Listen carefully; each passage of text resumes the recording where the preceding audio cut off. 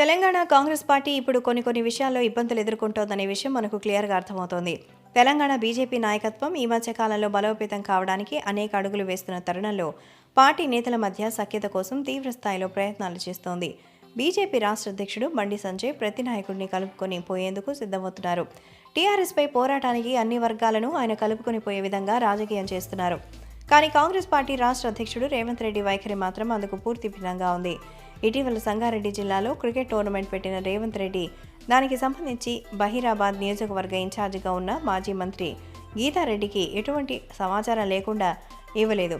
అలాగే సంగారెడ్డి ఎమ్మెల్యేకి కూడా సమాచారం ఇవ్వకుండానే రేవంత్ రెడ్డి పర్యటనలు నిర్వహిస్తున్నారు.